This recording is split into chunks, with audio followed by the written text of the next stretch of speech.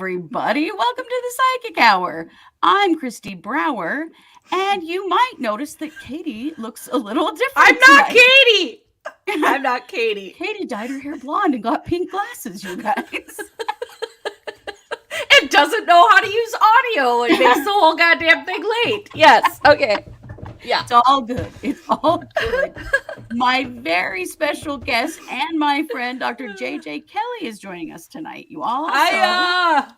We're so excited to have JJ with us. You know, Katie's been on softball mom duty this week, so JJ's stepping in. Very Proud much mom from everything I've seen and heard. Yeah. I'm going to give a little softball update because I know a lot of you guys, you hear a lot about the softball you want to know. Katie's daughter's team won second in their tournament this week, which makes them going in. They qualified to go to regionals, and so they're going to be playing regionals Sunday, Monday. And Mars, and y'all know Mars is a badass. She hit 3 home runs last Saturday, and one of them was a grand slam. So she's doing really well. Dude, when I saw her, all I saw was you sent me that video of like, oh, she hit a grand slam, and the video stopped before the ball was pitched. I kept playing it. I'm like, am I doing something? No. But even the way she stepped up to the plate was so like, like primally powerful. Right? I really wanted to see her hit the ball. Oh yeah, Kristi. Right? I know. I don't know what happened with the video. That was weird, but she is so tough, man. Awesome. But yeah, she's doing great. So Katie will be back next week, but she's off, supporting her champion. So awesome. We want to welcome our chatters, Renee. Welcome, Angela, Elizabeth, Jessica, RJ, Cranky. I'm going to say your whole name, Cranky, because JJ hasn't heard this before. Cranky Babushka. Nice to have you here. Lovely Babushka. Right? Yeah. Jessica, Candy. Let's see. Do we have both Renees, or is that one Renee? It is. Oh, it's sweet. We have both Renees. I'm so glad you're both here. And yeah, that's everybody that's here so far. So welcome, you guys. Oh, and Lauren. Oh, Coco, Moco, Pamela. What am I doing? I've missed a lot of you. I'm sorry.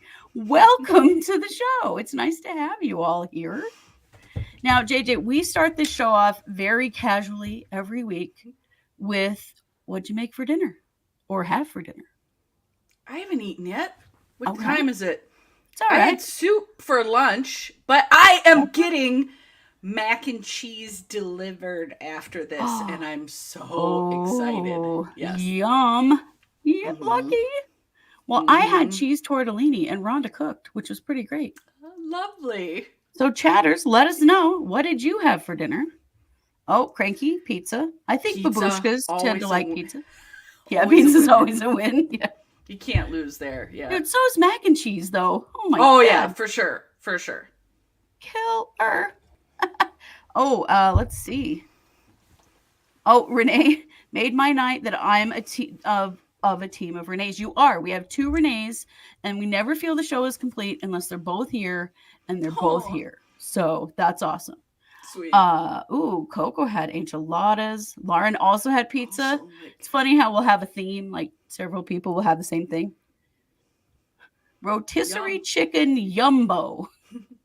Is that gumbo, or are you just saying it was super good, Pamela?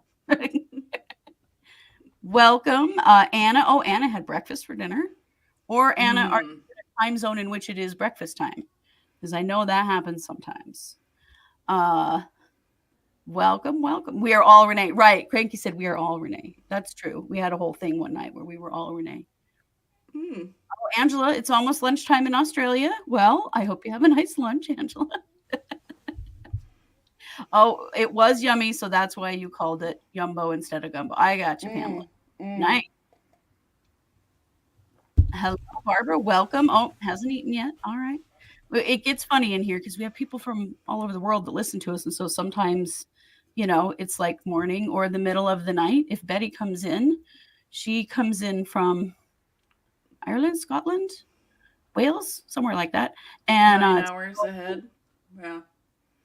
Oh, Anna. Oh, Minnesota. Okay. I was just guessing. Maybe. I'm from Wisconsin, Minnesota. Yeah. Ooh, these Midwesterners, man, We're funny as shit.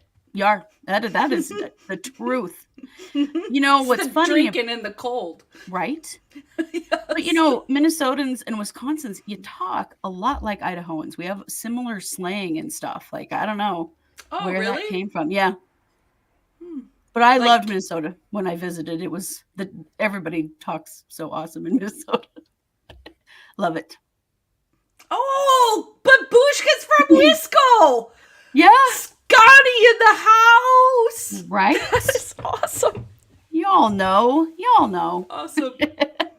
Well, I've been in Oakland, California for like 20 years, but I don't know. I'm still split about the whole Californian Wisco thing. Not sure which you want to be. I don't know what I want to commit. I mean, why do you have to? We're a little bit of all places we've lived, aren't we? I don't know. Right? And you've lived a lot of places, so I have, yeah. yeah. Renee had chicken Alfredo. Nice. That's a good one. Yum. Cranky says she's a Badger babe. Badgers. I like it. Bay Area Badgers is a thing. Really? What kind of And, team is it? All teams from University of Wisconsin are Badgers, but like there are shirts that say San Francisco with like the Golden Gate Bridge in the background and stuff like that. Like there's a whole like thing here. Yeah. That's so funny. Mm-hmm. Nice. I like it. Mm-hmm. Yeah, it's cool. Well, you guys, I wanted to introduce you to JJ because she's awesome and hilarious. And JJ and I, it turns out, we do really similar work, only with slightly different language and slightly different, I don't know, maybe not that different. Maybe not. Yeah. So we talk a lot about, I talk about energy intelligence on here with you guys all the time. We do all kinds of energy work and talk about ways to balance your energy body and keep yourself clear and stuff. But I thought it would be really fun to have JJ come in and talk to us a little bit about the emotional intelligence side of things and kind of how they mix together, because it turns out they do. Renee says she loves your rose-colored glasses. Oh, thanks. The young people I work with are always taking digs at that. Yeah. Well, JD, of course you say that. It's because you see the world through. I'm like, don't even finish that sentence. I will choke you out. Right. Yeah. Oh my God, that's like the first time I've ever heard that. Right. So original. Yeah. Come on, they got to come up with something better than that. They want to find a way to rip on me, right? Because of the power differential. I'm always like, right, yeah. Let's see what you got. Give it your best shot there, kiddo. Yeah. I like it. Angela says that you look familiar to her. I get that a lot, actually. You remind me of my best friend in grade school or shit like that. I was at a show at the Fillmore. I think it was the Mighty Mighty Boss Tones at the Fillmore. And I had these 3 people that would not stop staring at me the whole show. They stood next to me the whole show and they're like, oh, I just can't get over it. You look exactly like her. I mean, there are only so many times I can be like authentically enthusiastic about a whole group of strangers and some lost person that apparently looks like me. You know what I mean? Right? Like, can you like, now it's getting weird. You gotta like buy me drinks or go away or something, you know? Right? Like, how does this benefit you? Right. But I do get that a lot, which is funny because I have no like celebrity doppelganger. You know how everybody looks like somebody? I don't think, maybe nobody thinks they look like somebody, but sure, nobody has a somebody said Kate Hudson once, but I don't think I have one. So it's funny that I have so many in the world. I think I just feel like your childhood bestie or something. I think it's the vibe. I think it's your energy. Yeah. I think right. it's your energy. You feel safe. I think you feel safe. And so well, you know, Kristi, we would not say safe is an emotion. That is true. Safe is not an emotion. Right. So tell us a little bit about your work and what is emotional intelligence? Well, what I teach is just a bunch of skills for coping, and they're based on dialectical behavior therapy. I heard about it in grad school. I got somebody to teach me right away, and I've been teaching it since 2004. And because it's got this whole like Buddhist half to the 4 modules, 2 of them are Thich Nhat Hanh's, completely ripped off. I mean, she says it's Marsha Linehan, the creator, says this is Thich Nhat Hanh. She's not trying to like scam anybody, but that shit's thousands of years old. So there are layers to it, and even though I've taught it for almost 20 years, I think of new shit every time I teach it. I love that. Some of the skills like half smile, where the first time I heard that, I was like, I'm not fucking doing that. That's stupid. I'm like, immediately, like, nope. Are some of my, best, I like them now, It's funny how you just, I don't know, probably just grow up a little bit. But that's the whole thing, right? Acceptance. Radical acceptance is one of the things. And it's like doing nope to everything. Hard is an indicator, probably, that that's the thing you got to go toward. So, right. So I just teach these classes as a substitute for people being in therapy for years. I did the therapy thing, and I was still teaching the classes, but I did the, psychotherapy in a room with kids, mostly teens and young adults, for like 16 years, 17. And, I liked that. I just don't agree with all the isms that are in the mental health system. I think it's great. The upside to COVID is everybody has learned, oh my God, I have no emotional intelligence skills. I should get some. And so they've flooded, the mental health industry, which, great that awareness is up. But for me, sitting back, coming from that industry and having gotten out, I'm kind of like, oh, you're flooding an industry that's fucked, though. Like, ugh. So, the elitism, the racism, that's definitely sexism. And, like rich kids go to grad school and become shrinks and then tell people what to do. And a lot of them don't do the work themselves. And they're not happy. And they have fucked up relationships with their kids and family. And I've seen a peek behind the curtain, and I don't like it. And I've tried, I did the best I could within the system, but now I'm creating something new. And teach the kid to fish, kind of shit, instead of keep them dependent on yet another adult who just tells them what to do. Right. I didn't like that. No. Like, who likes that? Nobody likes that. Young people don't like that. I don't know. They're so well, and how do you learn too. from that? If you're just following somebody else's rules or, directions. Oh, yeah, you guys, they saw my cat's tail. A cat snuck in here before I got this door shut. Oh, there's Sandy. She's joining the show. She ran in here just as I shut the door. Usually I keep them all out because they will join the show. Awesome. But there's Sandy, guys. I just love that, though, that teaching people the skills they need rather than just, here's a checklist, do all this. Right. Because who learns from that? Cranky Pants said, what do you teach again? Yes. I call it the Get Real program, and it's based on dialectical behavior therapy, but I call it diabolical behavior therapy because it's funnier. But a dialectic is just the Venn diagram, 2 seemingly opposing concepts existing in a balanced and harmonized way. It's just like looking for the gray. Instead of pushing things to the poles of right, wrong, worthwhile, worthless, it's like learn to do middle path gray, because it's all gray. Don't try and control shit. Just like learn how to cope with the anxiety, the fear that comes with the unknown. Yeah. I really want to pet that cat so bad. I know. Pet her through the screen. That's Sandy. Come over. Don't give me stink eye. She's a very silly cat. She normally is Rhonda's coworker, and she's in all of Rhonda's like Zoom videos and sessions and stuff. Awesome. That's her favorite thing. Cranky says, I got burned out from years working in the mental health business. Yeah. Dude, me too. So yeah. We're preaching to the choir here. I just got sick of the mental health professionals. Yes, it's hard. It's very hard.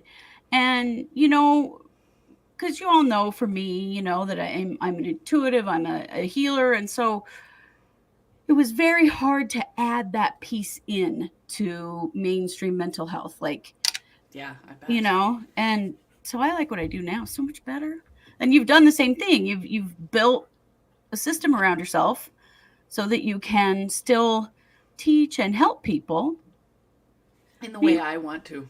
yeah, in And the way that it's aligned with my values. Yeah. yeah, exactly. Exactly. Cranky, I met a lot of sick people in that business, and I am not talking about the patients. Word. Yeah. I Yeah. remember in college, like, there were a few people in my class that I was like, holy shit, is this person going to become a social worker? Right? Like, are they going to let them graduate? And just because the things I saw in class, I was like, this is dangerous, Oh, yeah. and many of them do get through. It's scary. Yeah, it is. It really is. So when you like meet somebody for the first time and you start talking to them about emotional intelligence, what's the first skill that you teach people? Oh, the core mindfulness skills that's the first module, and that Mm-hmm. we revisit that every time there's a new module, because it's named core for a reason. Right. Yeah. So breaking that down, one of the first things I teach people is the difference between thoughts and feelings, because shrinks have mistakenly programmed people to be like, I feel, yeah, unsafe. Yeah. What the fuck? Like, the world is supposed to adjust so that everything works out for that's not a thing. Yeah. Like, do you feel afraid right now? Because this safe unsafe thing is a messaging for, like, if someone says I feel unsafe, which people don't say that to me, but I mean, so I'm supposed to adjust my behavior? I have had it be like, oh, you're being intimidating or something like that, and I'm like, I'm not sure how much responsibility I'm willing to take for that. Right. Right. Like, if you're so insecure, and that's a shrink that has said that to me, like, 20 Oh. years my senior dudes is usually what it is, Yeah. that are like, Yeah. oh, aggressive and angry. I'm not angry. I'm angry with you right now because you're being an asshole. Yeah. So I'm perfectly comfortable with my reaction, Mm-hmm. and you're not going to fuck with my head with some gaslighting tool Right. where, like, what? Have we met? That does not work on me. Well, yeah, and just because you don't submit, Right, you exactly. are yeah, ugh. Right. I'm It emasculating or whatever. And it's like, what? That is such programming language that is super sexist. yeah, it is. Very much so. And Yeah, yeah, you're liberals, just way too aggressive for a lady. right, totally. Right, I Cranky. curse too much. I'm too loud. I mean, I do shout all my interviews. I probably ought to do something about that, but I don't care. Like, It's okay. I'm genuinely enthusiastic most of the time. Yeah. What's wrong with that? I don't think there's a goddamn thing wrong with it, but, plenty of men do. Yes, that is very, very true. Yes. So Single sad. tier, very fragile. Sorry for you. Yeah, exactly. Now, Indigo says, I find it difficult to tap into my emotions, to be honest. So what Ooh, would you say to Indigo about that? I would say it's probably what I started with, was this whole thoughts and emotions separation. People say, I feel I'm not being heard right now. Well, if you think that's a thought. So I try to link people to their emotions by being like, well, that's a thought. If you think that someone's not listening to you when you're talking, then how does that make you feel? Because a feeling, an emotion word, is happy, sad, glad, ashamed, whatever. It's not like or that. Like, if you say I feel and the next word after feel is like or that, that's a thought, not a feeling. Because that's a comparison. It's not. That's right. It has an evaluative. Yeah. So after feel, the very next word has to be an emotion word. So you can simply, I instruct people all the time, you can simply ask yourself, what am I feeling right now? Like all day long. And if you don't know, I always provide a feelings sheet too that I'm pretty sure that's on my website, but it's I just did post your website too here in the chat, but sweet. Thank but you. why don't you say it just in case? It's just a bunch of emotion words, and I've weeded out the ones that, you know, when you get the wheel online, there's always like interested is on there. Interested is not a fucking feeling.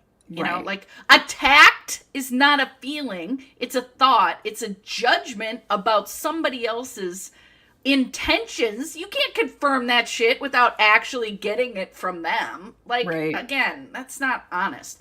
Yeah. But I do blame shrinks for teaching people to communicate in this way. It's still ineffective. I do think people should say I feel more. I just think they ought to take responsibility for their actual feelings. Yeah. So make sure, I'm not sure who that was that was brave enough to post that. It was Indigo. Oh, Indigo. I think something as simple as asking yourself several times a day, what am I feeling right now? And make sure, then answer it. And if you don't know, go to a feelings list and like pick a camp of emotion, you know, anger, fear. I mean, that's probably what it's going to be. Start with fear if you have no idea. And be like, okay, what am I feeling right now in this moment? And then say each of the words on the list and say yes, no, or maybe out loud. And if you get a bunch of yeses, it's probably fear. Know what I'm saying? Yeah. But you get more, as I help people build their vocabulary, they can be much more specific, because apprehension is different than terror, is different. You know, rage is different than irritation. Right. Even though a lot of times people say annoyed, women identified people too say annoyed when actually it's rage. Right. There's been this programming for us. Right. To downplay our rage. So just, you know, I help people expand their vocabulary so that they can get in touch with what they're actually feeling. I think you could use your thing with that too for Indigo. Like put your hand on your stomach or your heart or something and ask the question, what am I feeling right now? And honestly, all this shit is just practice. It really is practice. That's why it works, because I don't just lecture to kids. I teach them the skills, and then they come back after practicing them, and then we tweak them so that they're tailored to the individual and their values, which is beautiful, because we don't have to agree in order for it to work, which is super cool. So you get better at it. You get better at it quick, too. And I do think if you have a coupled discipline of catching yourself when you say I feel and it's a thought, and stopping that and then replacing it with the feelings word. Hey, that's core mindfulness right there. Yeah. That's hella mindful. Yeah. It is. Well, and I agree. Put your hand on your heart and ask yourself, what do I feel? And use what does your body feel? You know, I talk all the time about that your intuition is your body. What does your body say that you feel? You know? Indigo says thank you. She will try that. Oh, you're welcome. I have to tell you, there's some other awesome comments here. Oh, good, because I can't keep up. I'm like in my zone, you know? That's like, Jessica says, so being responsible for your own feelings and actions. Mm-hmm. Yeah. By adopting a discipline of being very specific with your emotions and making sure you're not trying to pass off thoughts as emotions. Yeah. Mm-hmm. Awesome. Renee says, I've had people all tell me why they don't like me or something that I do or whatnot. And she says, now that I'm older, it's easier being my weird self. For sure. For sure. And again, like, if someone ever had, I just don't see someone coming up to me and being like, I don't like you. I would love that. Because I think I would simply just be like, yeah, I didn't ask. The road, buddy. Because I'm going to assume it's a dude. Yeah. And isn't that nice with age, just caring less? I spend a lot of my life not really giving a shit about stuff like that. But anger, as, you know, female bodied or identified people, like there is programming to stuff that down in it. And it makes for like really spiked anxiety and panic attacks and A lot of that kind of thing. So if you're having heightened anxiety, you might tend to be like, oh, I'm afraid right now. But you know what? Check out stuffed anger, because keeping a lid on that shit causes like a pressure cooker effect of generalized spiked anxiety.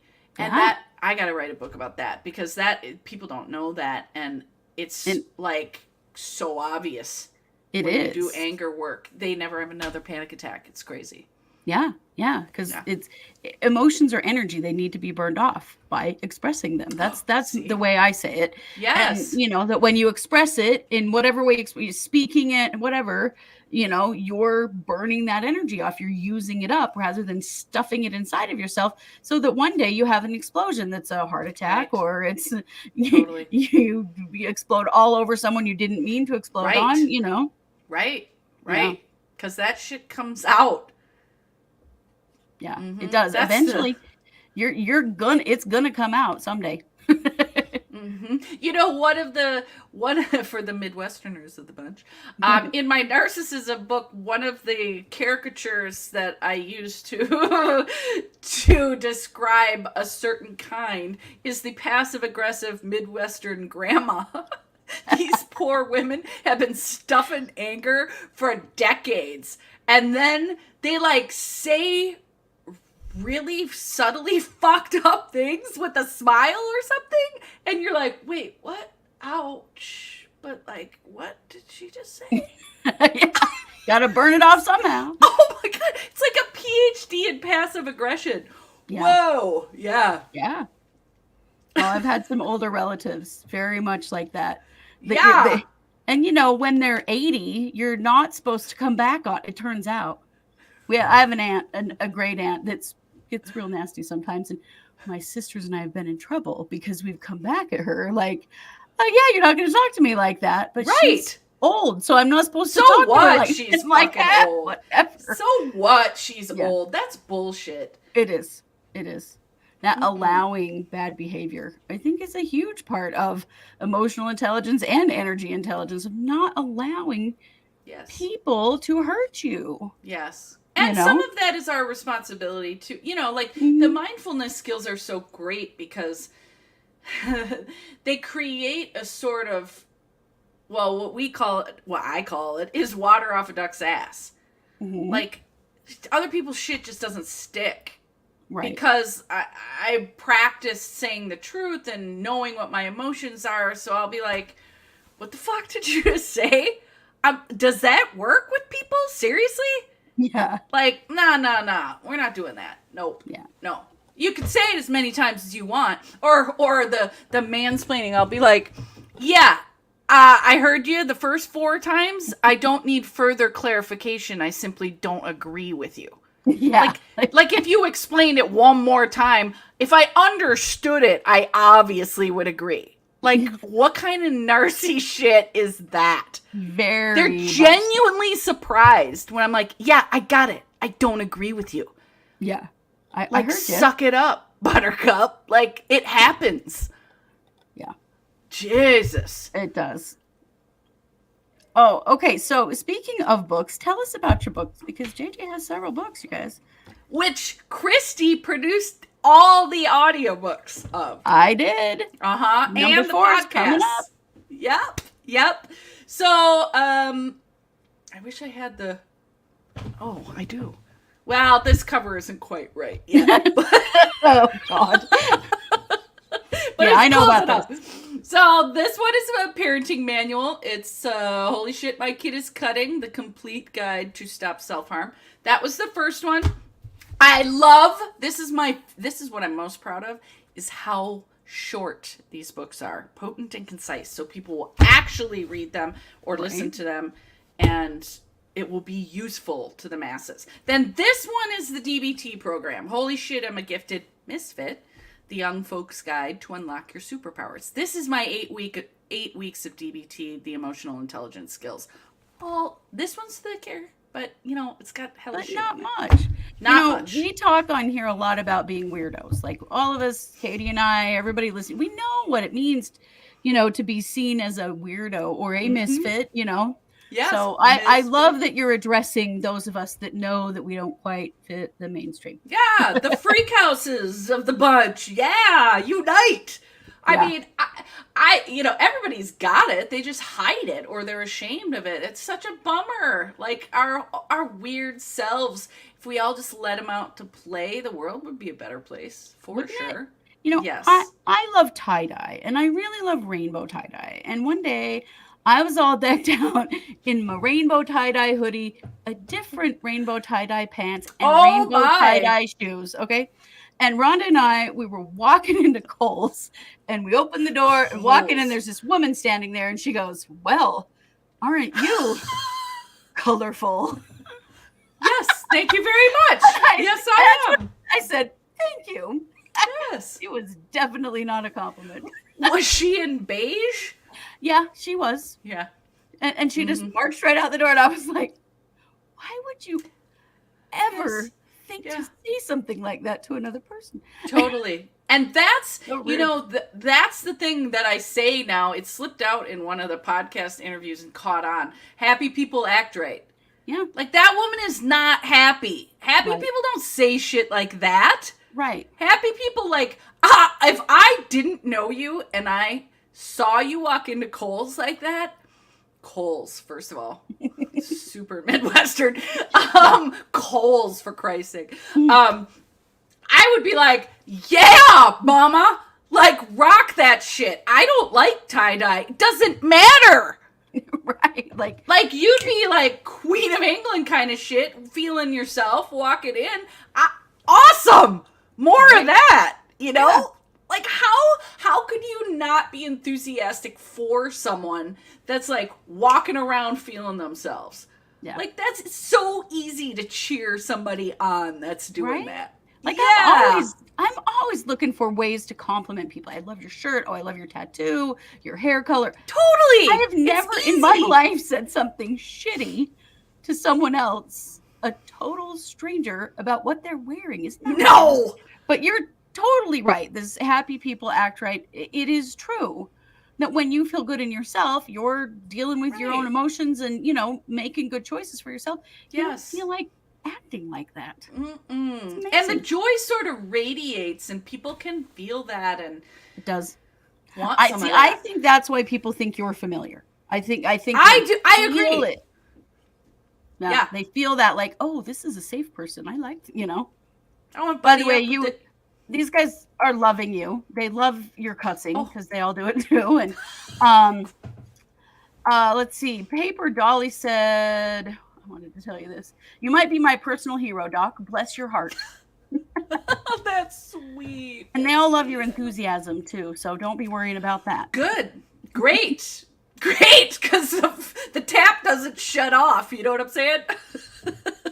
Right? You Like, gotta ride that horse the way it's going. once you turn it on, that's what it Right. is. So Right. JR says, I have a hard time conveying my emotions on my face, even happiness. What do you think about that? Does it matter? I mean, I have like 5 or 6 questions. Like, I would love to like speak to that person about Well, that. JR will probably respond in the chat. Okay. So, Well, I guess I would want to check out, you know, are you getting feedback that you have flat affect? Like, is that the thing that, like, do you care even? Or is it just something that people keep saying to you and now you care? It might not have to matter.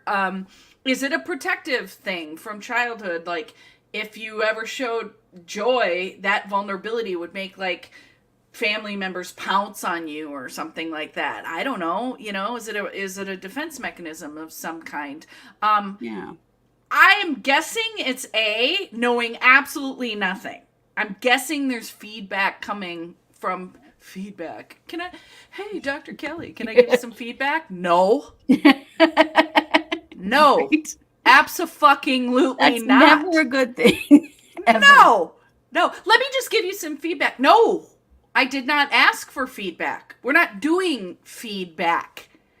When I want to know what you think, I'll ask. For now, just zip it. JR says it's defense. Okay. Well, and so do you want to change it? Are you okay with that just being something that you do? Here would be my one argument for changing it, and I'm not married to this in any way. I'm not attached to you changing this unless you want to. Is that the neurophysiology of it? You know, the messaging that the face sends to the brain. That's, I said half smile before. Mm-hmm. Half smile is a skill. I can't do it because I'll burst out laughing trying, because you're supposed to just have it tipped up a little bit. I can't. Mm-hmm. Like this? I don't know. You froze. Oh, I froze? Yes. Let me try again. Okay, do it. Oh, that's so good. How do you not laugh? Yeah, it comes later. I do. Yeah, it's funny. So we do that very relaxed, tiny smile because it sort of has an impact through, like, neural pathways. It has an impact on mood. Yeah. So it can actually lift your emotions into a more positive realm just by faking it on your face. Like the laughing yoga guy. Mm-hmm. Laughing is such a, like, it's such a, it calms down your central nervous system.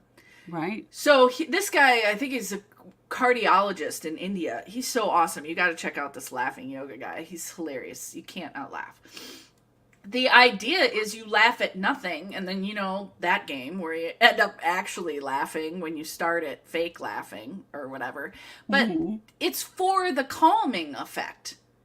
Everything is about calming the central nervous system with all the stimuli and the messaging. Jesus Christ. There's everything. This country's like programmed to make depressed working drones. Like, we're not supposed to be happy, which is so, that tears my heart out. So I have to help people water off a duck's ass. There you Find who you actually water are. Water off a duck's ass. I love that. Oh, and how to stave off. You got to stave off the narcissists because they're just everywhere. And yes, tell us about your narcissist book. That's the third book. Yes. You guys, if you think JJ is funny right now, you need to go listen to this audiobook, because it's really the listening. I mean, it's funny to read too, but the fact that you let me like go and left the shit in.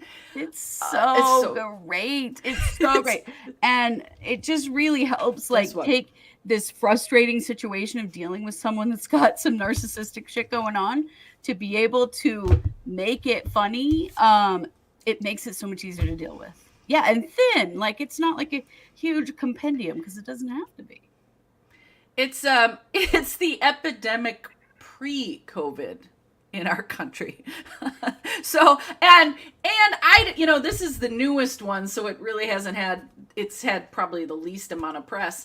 But when professionals start reading this, because this huge call out of the biggest realm of narcissism shrinks. Yes. The inmates are running the asylum. So no wonder we have an epidemic of narcissism, because there is no helping someone get out of it if you can't see it, because you have a blind spot to narcissism because you are one. Right. Like, exactly.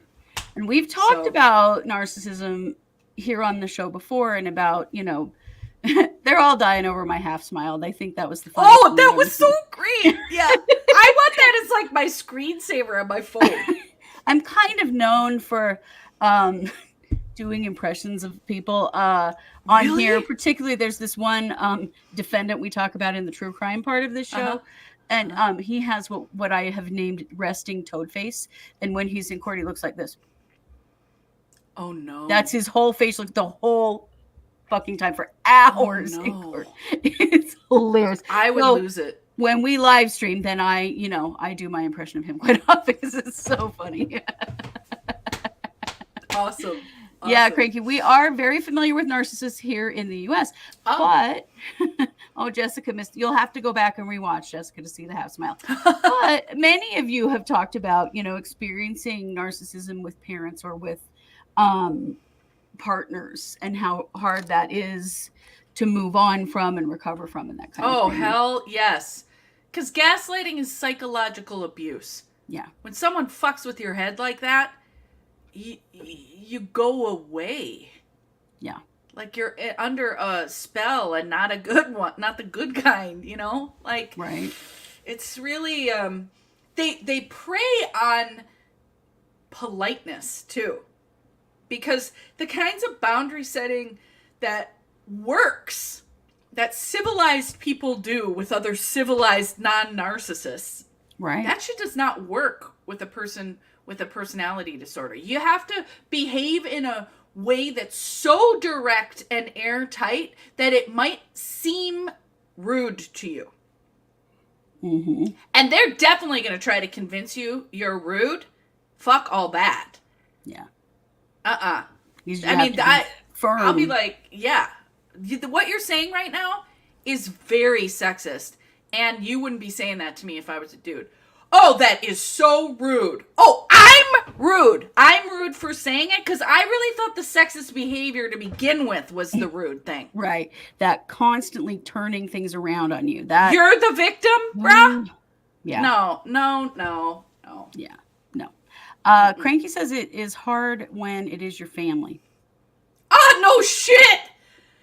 Yeah, it is. Yeah, could you be more specific? Do you, like, there seems like there's you don't have to name names, but yeah, of course it is. But does that? What are you saying when you're saying that? Like, because you're around him all the time, or like you can't set boundaries because of your family, which I would definitely argue with you about. There's something to that comment that there's more in there that I would love to get at. Yeah, well, we'll see if Cranky gives us a little more. Paper Dolly says, I had a narcissistic boss. My coworker and I had a weekly contest. She who received the least wrath each week bought lunch for the winner, the one who received the most wrath. So we made it fun. Ooh, I love making things into games. Smart. Like we do the bingo card. Like Thanksgiving is the perfect time to do the bingo card. Like this guy's uncle whatever is gonna say some sexist shit. Someone's gonna say something mildly or not so mildly racist. You know, like you have your names on that. I did it one year. We used to do like just a bunch of Wisconsin people that I knew at Madison. We all moved out here separately and then reconnected randomly. So crazy. Oh, wow. Yeah. Mostly dudes, nice guys, but you know, pretty fragile and come from privilege. But I made a bingo card and I gave it to all the women at Thanksgiving. And then we all waited and marked our bingo cards in like a secret club, which was funny because at the end of the night, we showed them because they were like, what are you doing? What are you always doing? And what are you all writing? Yeah, totally. Oh, I love that. And it was funny to see the guys that thought it was funny and the guys that were pissed. Mm-hmm. It says a lot. Oh, it does. Mm-hmm. It definitely does. Yeah, Angela says, yes, we have to take the piss out of these narcs. That's what I'm saying. Yep. We have had a bingo card here before with a particular in our true crime side of things. There's this one defense attorney in our big case that we cover. We have like 60 episodes on it now, and he says the most ridiculous shit, and he's a pearl clutcher, and his latest thing is he keeps saying the word voluminous like over and over again in court, and then it sort of becomes like a virus, and before you know it, the prosecutor is saying it and the judge is saying it. And you're like, oh my god. So we had voluminous on there.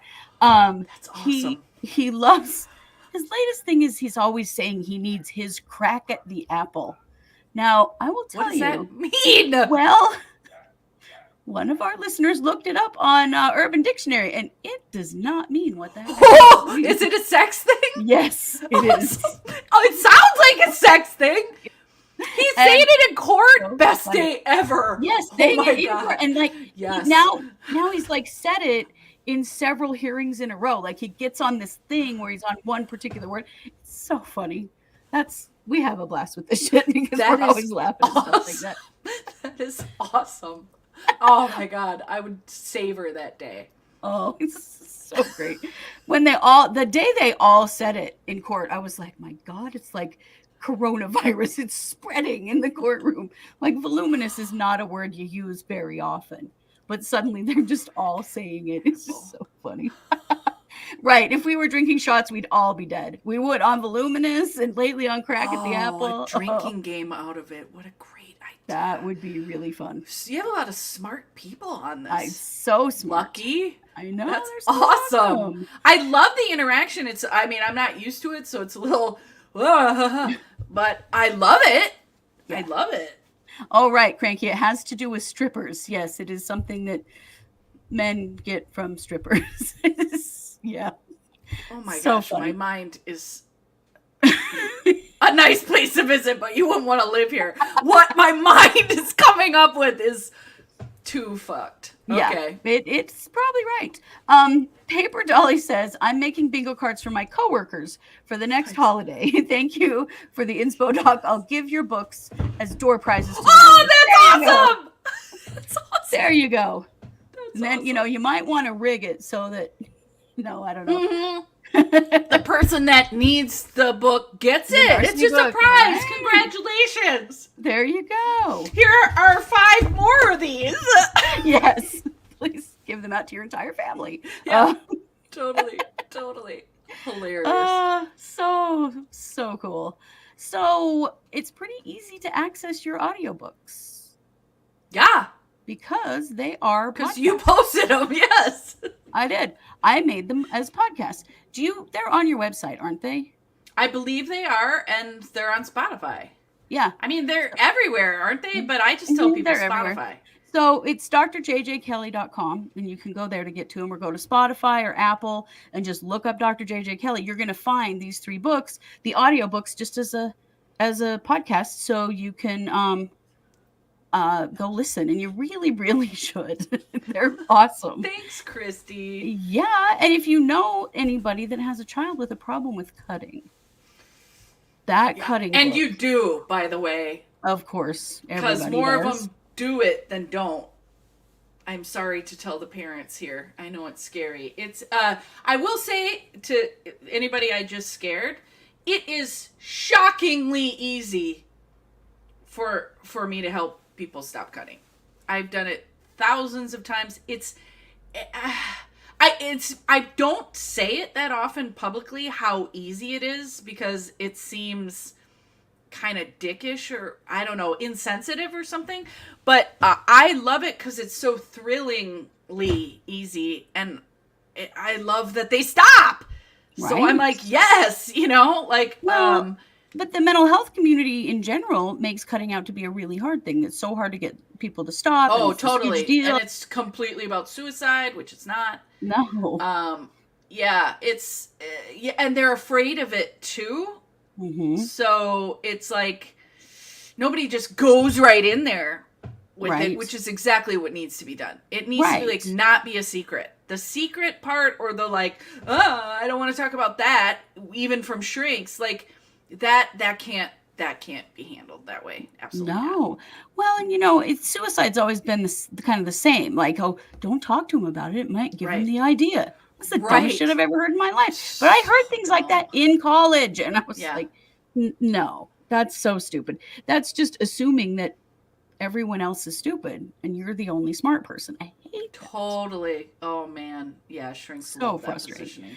Cranky says, just learn to make boundaries with family members, and I am 50-something. Yeah. Word. But dude, that's great. Yeah, like when did you think of it? Like we're programmed not to even think to do it. So bravo to that. Like just learn it all, dude. Yeah. Like bravo. There isn't a like, and I'm this old. No way that you learned it at all. The majority of people never learn it ever. So bravo. Right. That's very cool. We've got people noticing your background. They're like, we wish we could have a tour of your house because it's very cool back there. Play a little song, light a fire. Yeah. God, this is like disorienting. Yeah, the roof deck. Let's go out on the roof deck and all play music and Ooh, drink that sounds like wine. fun. Do shots when somebody says voluminous. Yeah, every time we will be dead because it is a running joke in this entire channel, and it is so funny. We should do this when you visit from the roof deck. No, that Yes. I mixed up that preposition or whatever. But we should do this on the roof deck when you visit. Yes, Throw the we baby should. down the stairs a cookie. You know that whole thing where they teach you where to put the words. Anyway, you know what I'm saying. Yes, Jello shots, Cranky. Sure. Ooh, watermelon Jello shots. Oh my gosh. Have you been to New Orleans? Yeah. You've been on Fremont Street in New Orleans? Yeah. I've never had so many kinds of Jello shots in my life. Every bar has them, and they're all like every kind. Do you like that? Because we could recreate that when you're do here. Like that. I had a blast with that. I have a whole story I'll tell you later about my experience on Fremont Street. But sweet. Oh, you guys are so fun. Jessica, I have a niece that cuts and has been way into her mind and thought about suicide. Yeah, perfect book for her mom, me, and other family members. Yes, Jessica, get this book to your family because and the kid needs the Gifted Misfits one. Yes, I mean the kid needs like actual, instruction and help for sure. But yeah, and the bummer too is I often get parents that their kid is self-harming in some way, usually cutting, and they're too afraid to discipline the kid because they're afraid it's going to cause the cutting, which it can actually. Right. However, the structure, the boundaries, the consequences are absolutely necessary for keeping the kid emotionally safe and knowing that they can't run the show. Yeah. Like that will spike their anxiety after the initial, ooh, cool, I'm running the show. No. Yeah. That can't be. And I think that's where my empathy was placed in that book, the cutting book for parents, because I wanted to give them backing, I don't interact with the parents as much because I want to keep things private so that the kid actually tells me shit. Mm-hmm. And I'm not a narc. I'm not going to get paid to narc. But I wanted to tell parents what I'm being told by their kids that their kids aren't telling them. Right. So I wrote the book to try to keep the boundaries clean. But that's awesome. They need somebody like with letters after their name sometimes to be like, no, you crack that kid's ass, figuratively. Right. You gotta keep them in where it's safe, and when they step out, you go no, back to where it's safe, and these are the consequences for going out, and now they know where the line is. Yeah, it calms them way down. Those boundaries are so good. Well, they're good for all of us, really. For sure. Jessica says her niece is 23, and it started in her early teens. Sure. Yeah. So yeah. Does she still? Is that what you're saying, Jessica? That she still does it? She still cuts. Oh, that sucks. You gotta. I do free consults. That kid should at least talk to me. And my Instagram has tons of free shit. Yeah. Because of COVID, there's so much content on there. A lot of learning can take place just from that. There is, and Jessica on JJ's website, your niece could sign up for a free consultation. Talk to JJ. That'd be good. I hate hearing that. That's way, way, way too long. Oh yeah, it definitely is. It definitely is, and it's one of those that's things got an that anger piece. Scares everybody. Yeah, for sure. Yeah. Oh, poor Cranky. Drinking makes her sick, so she can't. Oh, drag! Damn it. Let's see. I was gonna see. I think I missed some comments here. Everyone's just laughing. They're laughing their asses off. Great. Wonderful. They're having a very good time. Lovely. That's good for calming your central nervous system. Yes, it is. Yes, it is. Together. Laughing is so good, and it raises your vibration and brings your energy up, which is so cool. Hey there, Carol. How are you? Nice to have you join. Another mental health professional, a friend of mine who is now retired, just joined the chat. So nice to see you, Carol. Cranky says, I'm pretty weird without alcohol, though. Yeah, So I'm it evens getting out. that. Hey, yeah.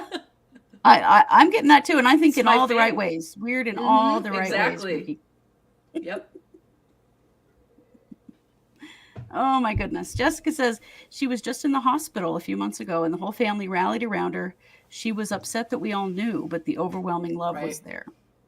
Right, because it's shame.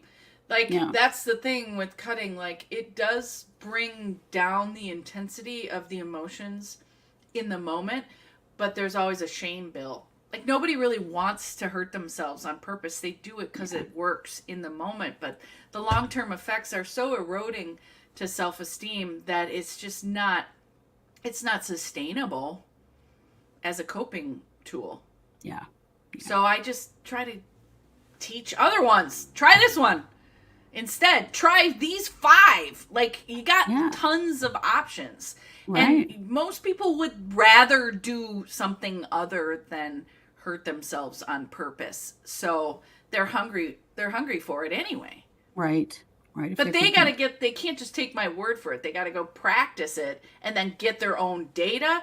And they're like, oh, this shit works. I'm like, yeah, I've been saying that. Like, why did I just say that? Yeah. Yeah. So let's, now you got your chops. You got, you want to take some risks and try another one because now you got buy-in. So let's take some emotional risks, face the fear of trying some new ones. It's cool. So cool. It is. Carol says the endorphins response has to be replaced with a healthy behavior. Yeah, I mean, I think of it a little bit differently, that it's usually like, what is that thing you said today, Kristi, where that thing that pops up on a crock pot? Oh, it's the pepcock on top of a pressure cooker. Okay, Pepcock. Yep. It's a little weight that bounces on the top of the steam valve to let a little steam off all the time. That's what cutting does. So I want to get at what's creating the steam. There's almost always an anger piece, usually fear, and like everything is happening around them and it's chaotic and out of control, and they think they have no choices. And a lot of times if it's a kid, the power dynamics, they don't have as much agency as an adult. That's just factual. Sure. But getting at, we always have to do some anger work. Yeah. So that thing happens. Definitely. And yeah, Carol, she says pressure valve. Yeah, that's what they are now. But when I was a little kid, my grandma had one on the stove that she cooked everything in it. And it had this little weight that bounced on, I think it was magnetic. Instant Pots have a thing like that. They do, that you can turn. Yeah, but this was like, you could actually lift it up off from there. It was this little metal weight that was magnetized to the top of the steam valve, but the steam could bounce it up. And so it would bounce. It made this, this ticking sound. Like I can still hear that sound. And it makes, I'm like, I know exactly what that sound is. Yeah. Jessica says she has had a really fucked up life with her parents. Myself and my mom have always been there for her, which is awesome that she's got somebody. Yes. Yep. It really only takes one adult that is willing to validate your emotional experience. That can really help a kid out. Right? Yeah. Absolutely. Pepcock sounds like a cheerleader for a team with a gamecock mascot. Yes, it does. Yes, it does. It totally does. Cranky and Carol, do remember that. I'm glad to know that people are as old as me to remember that thing. Wait, isn't there something? What's the thing that you hit a badminton? What is badminton? That birdie thing? Isn't that a cock thing too? It is, yes. Shutter? A shutter or a cock word in there too, though. That's what it was. I can't think of what it is. But yeah, I know what you're saying. Renee, I can hear that too. My mother-in-law had one. That is my favorite example of, expressing your emotions and getting energy work and doing the things that you need to do to let some of that pressure off. We all need it. Shuttlecock. Thank you. Oh, look, thank you. Like 4 people. They're going to come in. Yeah. What did I say? Shutter? Yeah. I knew I didn't know, but I thought it was. Yeah. That's funny. Yeah, all Carol cock says, all the time here on Kristi yeah, Radio. right? Because you know me, I know a whole lot about cock. Oh my god! You know, I was at Home Depot doing like an art project with caulk, you know? Oh yes. And I took a picture of like a wall of it and I was like, I heart caulk. That's what it made me think of. I love that. That's really funny.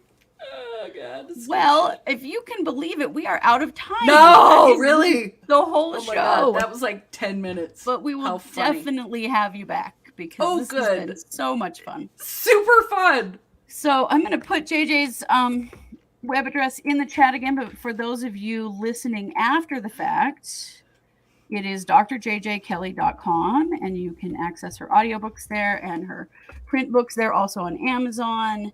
And, you know, get you some emotional intelligence because we all need it badly. Yes. Let's raise the vibration of the whole world by getting happy. Right? And treating each other right. That's what we're always trying to do on here. They're all like, no, don't go. JJ will be back, I promise. We'll do this again. I can't wait. I knew it would be fun. It's way It has a life of its own. It's cool. It does. I like All right, you guys, well, you know it. We are actually True Crime Paranormal with the Psychic Sisters. We'll be back next week with all of our regular content, including Wednesday night case updates and the Psychic Hour. We put out 3 awesome episodes already this week. If you haven't seen them, please do it. And we'll see y'all soon. So, JJ, thank you so much for being here. This has been a blast. You betcha. Easy peasy. That was had such ease and joy to it. I love shit like that. I love it. That is awesome. See you all later. See you next week. Bye.